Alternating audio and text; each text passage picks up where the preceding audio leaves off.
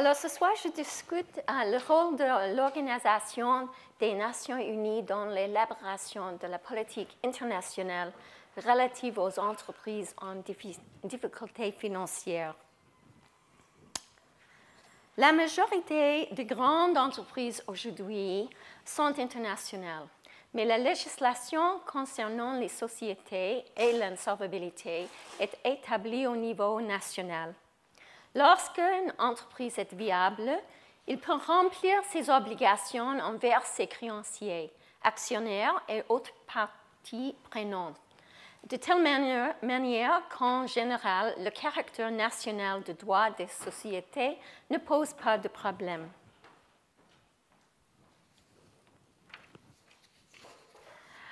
Cependant, lorsqu'une partie ou un ensemble des entités d'un groupe d'entreprises commerciales deviennent insolvables, le droit national ne suffit pas à protéger les créanciers, et notamment les salariés et retraités, au-delà des frontières de leur pays.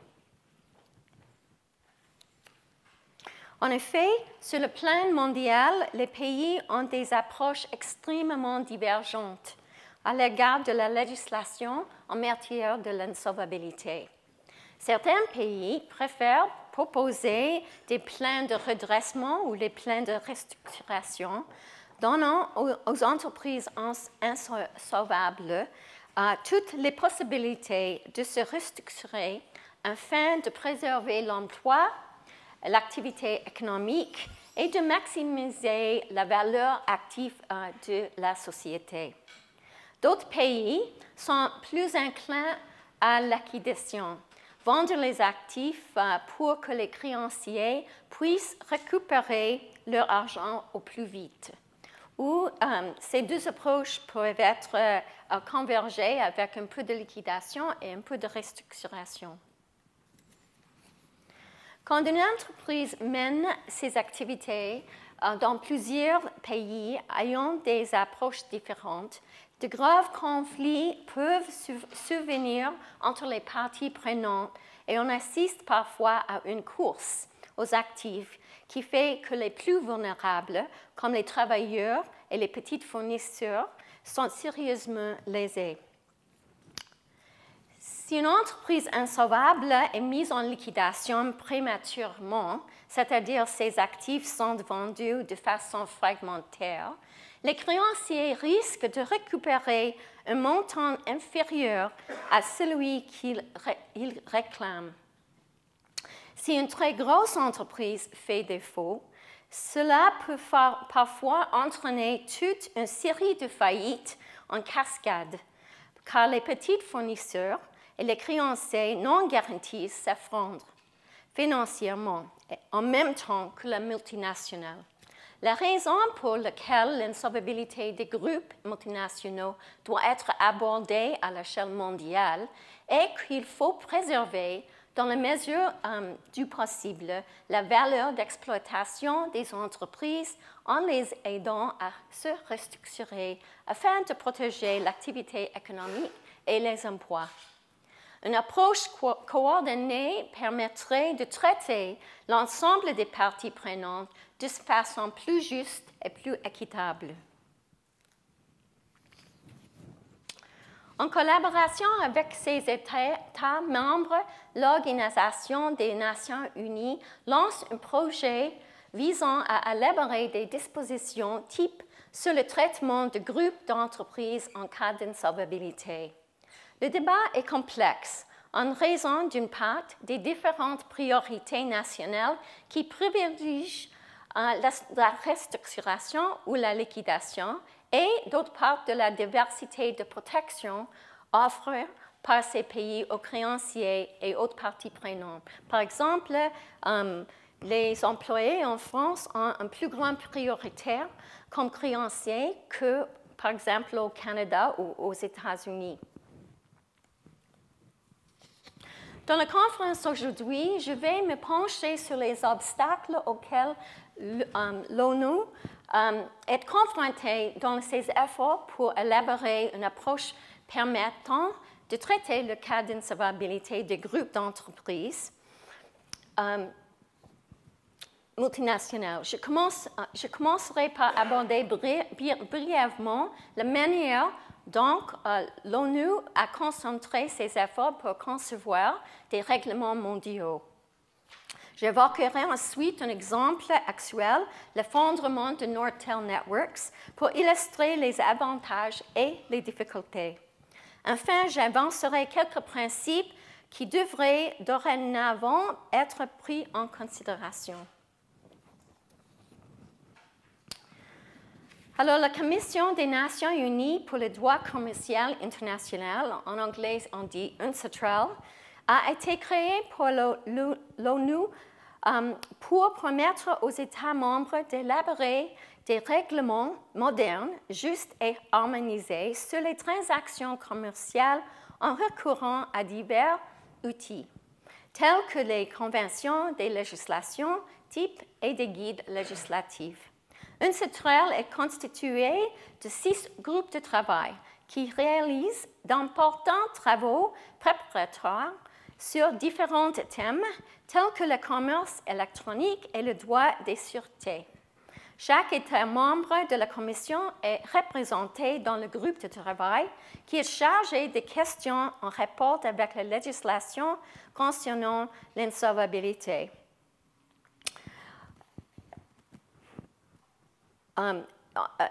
C'est le groupe de travail 5 qui est chargé des questions en rapport de l'insolvabilité.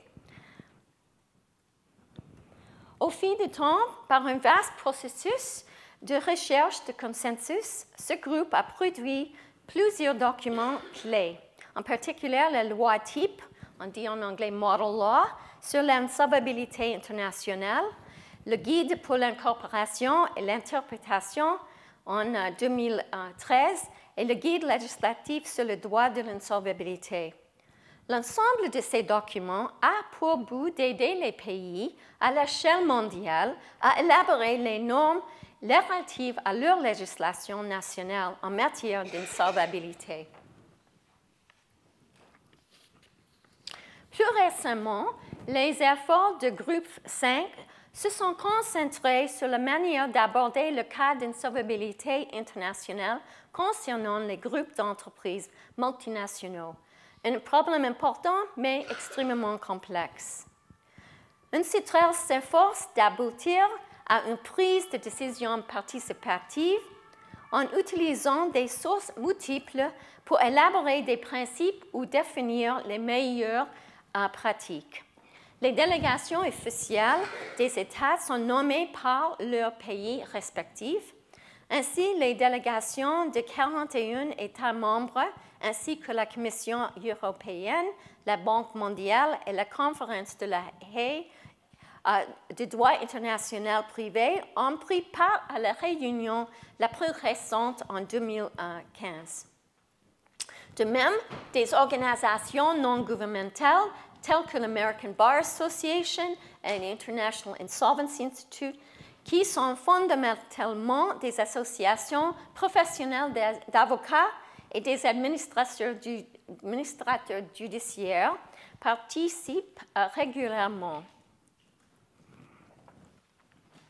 Le groupe de travail se réunit pendant une semaine entière, 2 fois par an, en alternant entre Vienne et New York. Et à cette occasion, des services d'interprétation simultanés sont offerts dans au minimum de 6 langues. Le processus donne à tous les participants la possibilité d'exprimer leur opinion, mais l'établissement d'un consensus est très lent en raison de la diversité des priorités sociales et politiques de chacun. Une fois qu'un consensus a été atteint par le groupe de travail sur la formulation de documents particuliers, ceux-ci sont approuvés par la Commission, dont la décision est finalement ratifiée par l'Assemblée générale de l'ONU. Le travail du groupe illustre bien les conflits qui peuvent survenir entre entreprises, expertise technique, débat participatif général et prise de décision. Les nations développées, par exemple, qui sont souvent déjà familiarisées avec les législations relatives à l'insolvabilité, font clairement entendre leur point de vue, ce qui soulève des inquiétudes au sein des pays émergents qui craignent que les mécanismes proposés ne soient pas adaptés à leur structure économique. Il y a également des conflits entre juridictions de droit civil et juridictions de droit commun quant au niveau de codification nécessaire. Une grande partie du processus de délibération se déroule au cours de discussions en petits comités, hors du cadre officiel, lors des pauses durant lesquelles les délégats peuvent aborder les questions de manière plus informelle pour essayer de trouver un accord. Les délégations des ONG ont des intérêts particuliers car ce sont elles qui, en tant que des organismes professionnels, sont chargées de mettre en œuvre les initiatives proposées. Mais si leurs expériences et expertises sont appréciées, les créanciers pour lesquels elles travaillent habituellement et par conséquent,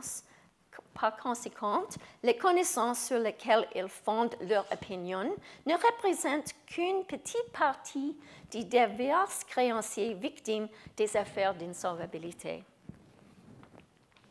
Le processus d'élaboration du guide législatif d'UNCITRAL, par exemple, a été analysé par les professeurs Susan Block-Leave et Terence Halliday. Sur les 43 États et groupes privés ayant participé au débat entre 2001 et 2004, 25% des interventions avaient été faites par les 4 organismes professionnels. Alors, leur participation était donc largement disproportionnée par rapport à leur nombre. Le groupe 5 a cependant remporté des succès notoires dans la recherche de consensus.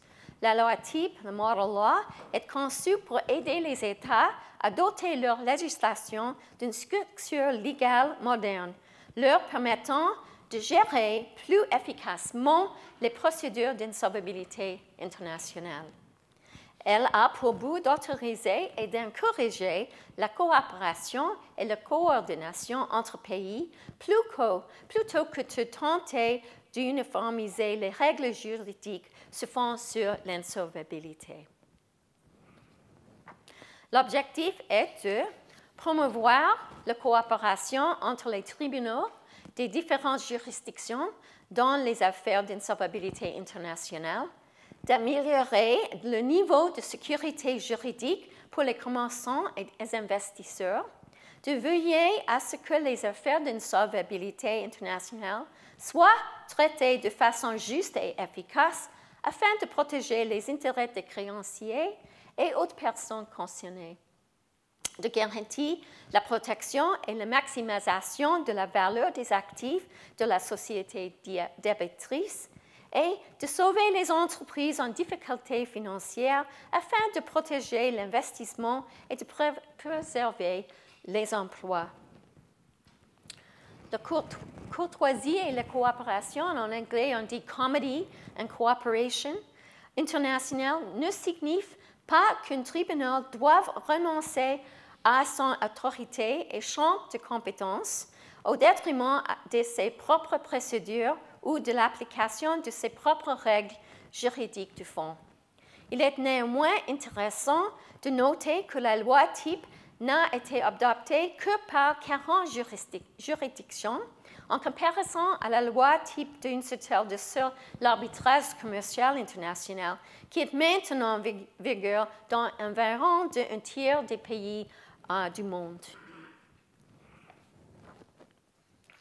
La lenteur de cette adoption en Europe est due en partie au règlement sur les procédures d'insolvabilité à l'UE, qui établit son propre cadre pour le traitement des affaires d'insolvabilité internationale au sein des États membres européens, même s'il faut reconnaître que les lois types, UNCITRAL et les guides ont servi de base à la récente refonte de ce règlement. Même si, d'une manière générale, le processus mené par le groupe de travail de l'UNCITRAL a un certain mérite, dans la mesure où il a permis d'atteindre un vaste consensus sur des principes internationaux. Force est de constater que la légitimité de cette approche de la législation internationale est critiquée. Bloch-Leib et Halliday font observer que lorsqu'on légifère à l'échelle mondiale, le paradoxe est que dans la mesure où les organisations internationales sont perçues comme légitimes, elles sont susceptibles d'être plus puissantes et donc plus efficaces. Mais l'exigence d'arriver à un consensus fait que cette efficacité est corrompue par ce même processus de légitimation. Néanmoins, les processus menés par l'UNCITRAL ont au moins l'avantage d'impliquer la participation des États membres de l'ONU, ce qui, à cet égard, le différencie des nombreux efforts supranationaux faits à l'heure actuelle pour établir des normes et qui sont dominés par de gros intérêts financiers privés essayant d'imposer des normes mondiales à des nations souveraines. Les efforts actuels pour résoudre la question de l'insolvabilité internationale des groupes d'entreprises commerciales ont essayé d'autres critiques. En l'occurrence, il y a un conflit entre la capacité d'un État national à gérer sur son propre territoire une affaire d'insolvabilité concernant une entité appartenant à un groupe d'entreprises.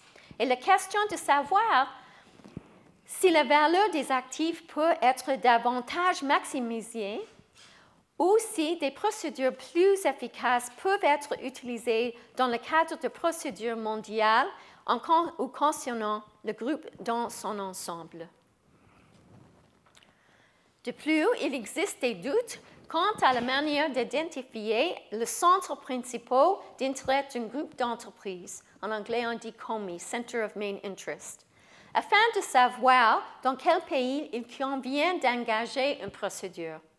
La possibilité d'une course à la procédure dans un pays donné pour l'ensemble du groupe commercial qui empêcherait les créanciers de nombreux pays d'avoir recours à un procès pour l'insolvabilité dans leur propre juridiction est particulièrement controversée.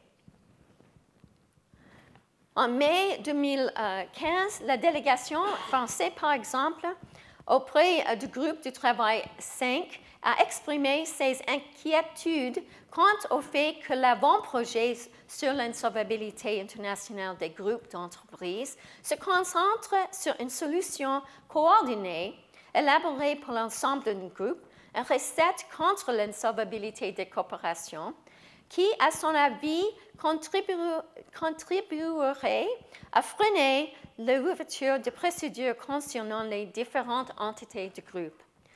La délégation craignait que la prise en compte du centre de principaux intérêts d'un groupe dans l'élaboration d'une solution à la solvabilité risque de créer un climat d'imprévisibilité et d'inciter à la recherche du tribunal le plus favorable.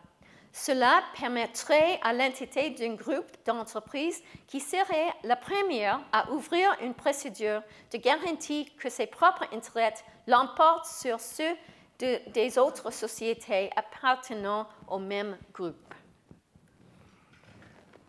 La délégation française estime que l'accent devrait être mis sur la facilitation des procédures d'insolvabilité internationale affectant des groupes d'entreprises multinationales par une coordination et coopération procédurale entre tribunaux et représentants de l'insolvabilité.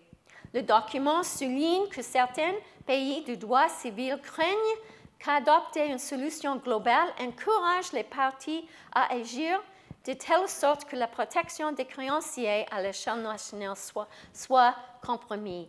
En particulier, on dit forum shopping et beaucoup de dossiers en France vont à cette époque en Angleterre et pas en France. Alors, par exemple, des difficultés mises en évidence par l'insolvabilité de Nortel. La récente faillite de Nortel Networks est sans aucun doute la plus grosse affaire d'insolvabilité internationale de tous les temps, concernant un groupe d'entreprises commerciales. Le siège social de Nortel était au Canada, mais le groupe déployait ses activités à travers de 140 sociétés dans 60 pays différents, notamment aux États-Unis, en Europe, ainsi que la France, au Moyen-Orient, en Afrique, en Amérique latine et en Asie.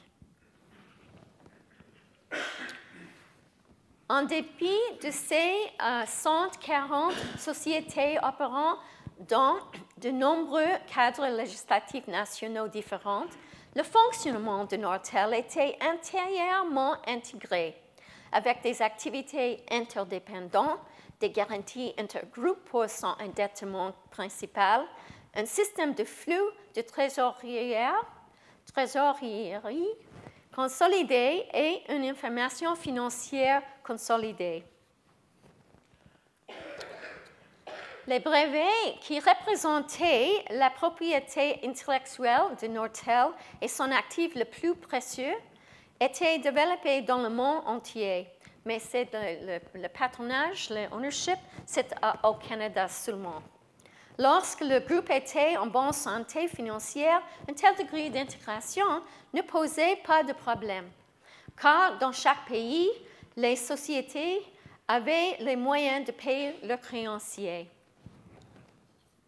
Cependant, en janvier 2009, la détérioration des conditions du marché et la diminution des engagements des clients amenèrent Nortel à ouvrir une procédure judiciaire d'insolvabilité au Canada, aux États-Unis et au Royaume-Uni. En Angleterre, 19 sociétés constituées en Europe, au Moyen-Orient et en Afrique, les débiteurs de la région EMEA, furent placés sous administration judiciaire en vertu d'une insolvabilité, le droit d'insolvabilité de l'Angleterre, à l'exception de la filiale française, Nortel Networks SA. Le jour suivant, un liquidateur fut nommé en France en vertu de l'article 27 du règlement européen sur les procédures d'insolvabilité pour se charger de la filiale française. L'objectif initial visé par toutes ces procédures était d'essayer de restructurer le groupe à l'échelle mondiale, mais il est rapidement apparu qu'il ne serait pas possible de relancer une activité viable et que les actifs devraient être liquidés. C'est ici qu'apparaît l'aspect positif des efforts de Nortel. En effet, en dépit de la multitude des procédures, toutes les parties eurent recours au mécanisme de Nortel pour se mettre d'abord sur un protocole et un processus de vente mondiaux afin que la valeur des actifs ne soit pas perdue. Les ventes des différents secteurs d'activité et de portefeuille de brevets résiduels rapporta 7,3 milliards de dollars américains de recettes, dont 4,5 milliards provenant du consortium Rockstar, formé par Apple, Microsoft et d'autres multinationales. Le produit de cette vente fut placé sur scellé en attendant qu'il soit décidé de quelle façon il serait réparti entre des centaines de milliers de créanciers. Le processus de vente fut été particulièrement réussi dans la mesure où le niveau de coopération mondiale entre pays permit de maximiser la valeur des actifs pour le bénéfice des créanciers. Cependant, les parties ne s'étaient pas entendues d'avance sur la manière de répartir les recettes. Elle était seulement convenue d'intervenir à titre de médiateur en cas de litige ou de demander l'aide des tribunaux. Ça, c'est un des plus grands problèmes. Une fois la vente terminée, les porteurs d'obligations, c'est-à-dire les créanciers les plus puissants, n'avaient plus aucune raison pour régler l'affaire dans les meilleurs délais. Des litiges très acharnés et coûteux s'ensuivent. Après 6 ans de procédure, plus d'une centaine de décisions de justice ont été rendues. Cette procédure illustre le meilleur et le pire des processus d'insolvabilité internationale.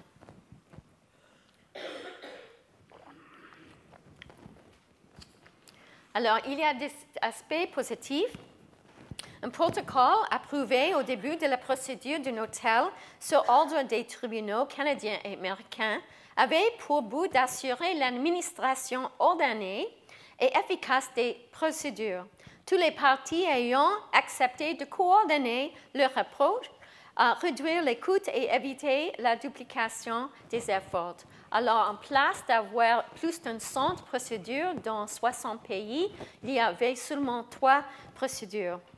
Ce protocole insistait sur la nécessité de préserver l'indépendance et l'intégrité des tribunaux et d'encourager la coopération internationale et le respect de la courtoisie pour le bénéfice des créanciers et de toutes les sociétés débitrices et autres parties concernées.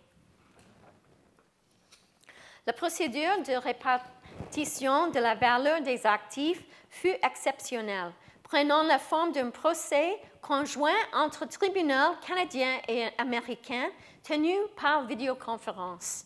Il y avait des témoins dans les 2 salles d'audience aux États-Unis et au Canada, et les avocats présentèrent leurs arguments devant les 2 tribunaux. Chaque journée, ça continue pour quelques mois, et chaque journée, il y a plus de 400 retraités qui ont assisté régulièrement aux audiences.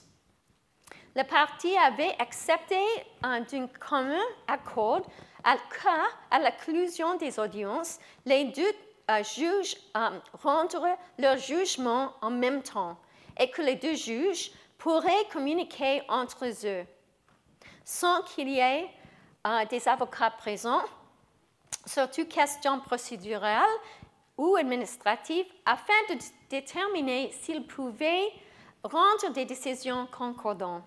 Cette idée que 2 juges de différents pays pourraient se parler à propos d'une affaire sans que les parties sont présentes était très nouveau.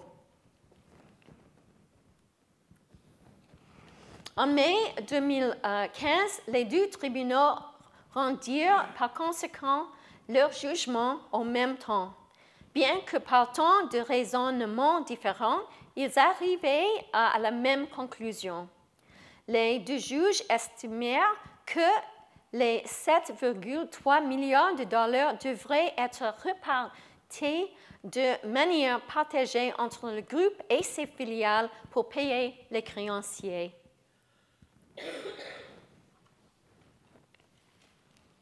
L'idée d'une répartition basée sur les droits de propriété fut rejetée, car ils estimèrent que les sociétés canadiennes et américaines s'enrichiraient injustement si on leur permettait de conserver pratiquement l'intégralité des recettes générées par la vente des actifs.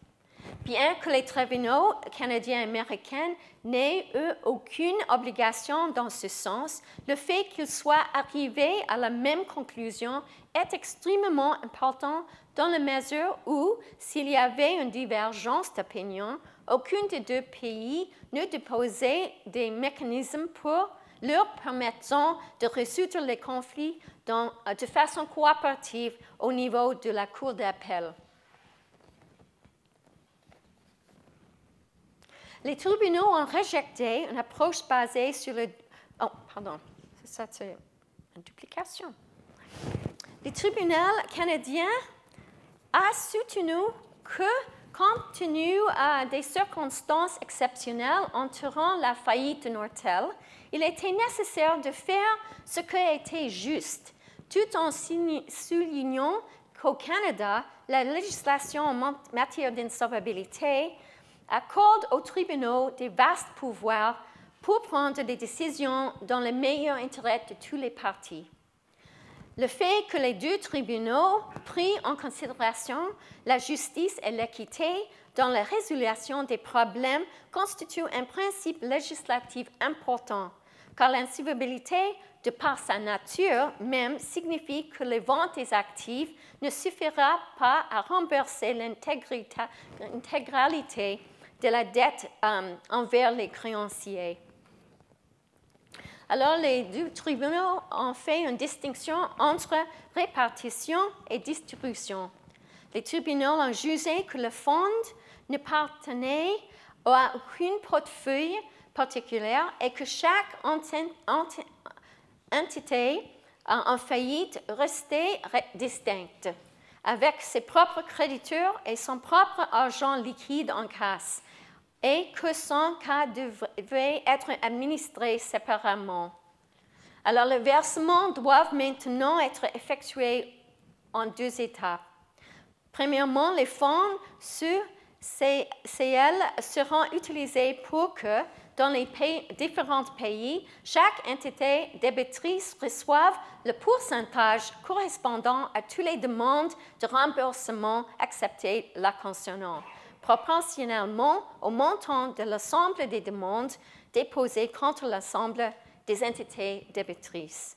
Et deuxième, chaque entité de Nortel devra, sous la supervision du tribunal local dans le pays spécifique, gérer les demandes de tous ses créditeurs conformément à la loi en vigueur. Mais il y a aussi beaucoup d'aspects problématiques. Dans l'ensemble, la coopération sur le plan procédural a bien fonctionné, tout comme le prévoyait la loi type d'Unsetel, mais non dans certains bémols.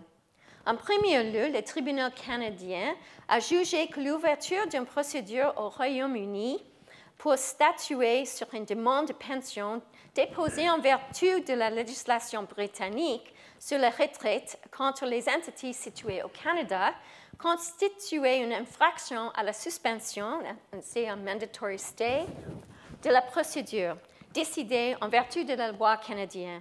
Passant outre cette ordonnance du tribunal, les autorités régissant les régimes de retraite britanniques ont continué à faire des démarches pour déterminer si la responsabilité des sociétés canadiennes pouvait être engagée. Deuxièmement, le coût de ces procédures a été un montant scandaleux, en partie parce que les frais juridiques d'influents groupes de créanciers américains, les porteurs d'obligations, des bondholders, étaient payés en utilisant les actifs de la faillite, ce qui faisait que les intéressés n'étaient pas motivés pour trouver un accord et pouvaient laisser d'envoyer les coûts de litige. Le juge du tribunal canadien souligne que le succès initial de Nortel a maximisé la valeur de ses actifs mondiaux grâce à la coopération, sans désintégré à la suite de procès antagoniques et territoriaux, souvent qualifiés de litiges de la terre brûlée, scorched earth litigation, qui ont érodé cette valeur. Les coûts ont largement dépassé $1 milliard pour le litige.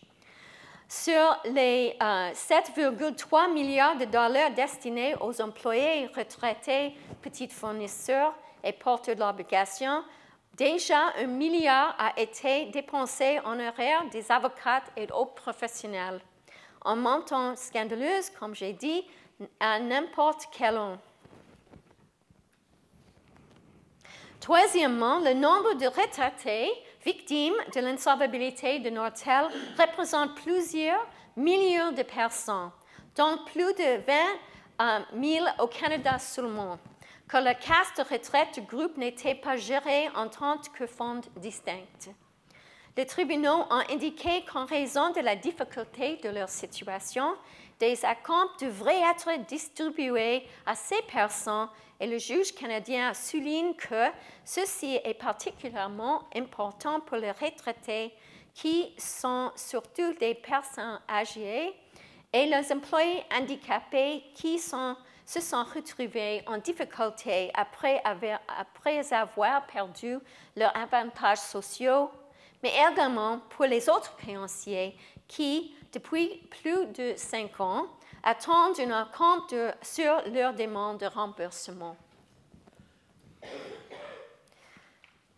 Des comptes devraient être distribués si cela est possible. Cependant, la pression exercée par les tribunaux n'ordonne pas aux parties de retrouver un accord sur ce versement d'acompte. À ce jour, le problème n'est toujours pas résolu, alors même que les retraités sont en train de mourir. Quatrièmement, les procédures ont soulevé des questions liées au rôle joué par les professionnels de l'insolvabilité qui, dans de nombreuses juridictions, interviennent en tant qu'auxiliaires de justice impartiale. On dit en anglais impartial court-appointed officer, dont l'expertise technique et financière est utilisée par les tribunaux. Chez Nortel, tous les administrateurs ont donné leur démission en 2012 par crainte de voir leurs responsabilités personnelles engagées. Ce faisant, ils ont laissé un professionnel d'insolvabilité, appelé Contrôleur du Canada, remplacer le conseil d'administration durant ces 3 dernières années. Ce changement dans le rôle des professionnels de l'insolvabilité pose la question de savoir comment le contrôleur peut à la fois assumer les rôles d'auxiliaire de justice indépendant et impartial et de défenseur de l'entreprise en cause. Il ne prend pas en considération ce type de conflit d'intérêts. Sur le plan procédural, la coopération entre les entités de Nortel implantées au RU et dans la région EMEA s'est aussi avéré intéressant à un égard. C'est dans ce cadre d'une procédure séparée, initialement ouverte en France, avait été reportée ou suspendue. L'idée d'une procédure de synthèse, synthetic proceeding, signifiait que, dans le cadre de l'audience unique tenue au RU, les créanciers français obtiendraient au moins ce à quoi ils avaient droit en vertu de la loi française. En effet, les tribunaux en Angleterre utilisent le droit français pour mieux protéger les travailleurs. Par ailleurs, le juge britannique Blackburn a autorisé les co-administrateurs de Nortel à utiliser leurs actifs pour faire des versements laissés à leur appréciation aux employés et créanciers prioritaires à hauteur de montants que ces derniers recevraient dans l'éventualité où une seconde procédure serait introduite dans un autre État membre de UE, ce qui a permis un gain de rapidité et efficacité. Il était nécessaire d'apporter certains éclaircissements quant au champ des compétences des tribunaux dans le cadre des procédures ouvertes en Europe pour l'affaire Nortel, en particulier en ce qui concernait le tribunal français, qui était l'instance compétente dans l'éventualité de l'ouverture d'une seconde procédure d'insolvabilité. En juin 2015, la Cour de justice de l'Union européenne a estimé que le tribunal principal et le tribunal secondaire en France étaient compétents conjointement et ou simultanément pour déterminer quels étaient les actifs du débiteur relevant du champ d'application des effets de la procédure. Par conséquent, sur la question des différends dont il est saisi, le tribunal français aura la tâche de décider si les actifs concernés constituent des biens relevant d'un droit de propriété ou autres devant être inscrits dans un registre public ou s'ils doivent être considérés comme des créances. Le tribunal devra ensuite se charger de déterminer si les actifs concernés relèvent de la seconde procédure d'insolvabilité ouverte en France. La saga de Nortel continue et nous enseignera certainement d'autres leçons quant aux possibilités et limites de l'élaboration d'un cadre pour gérer l'insolvabilité internationale des groupes d'entreprises commerciales.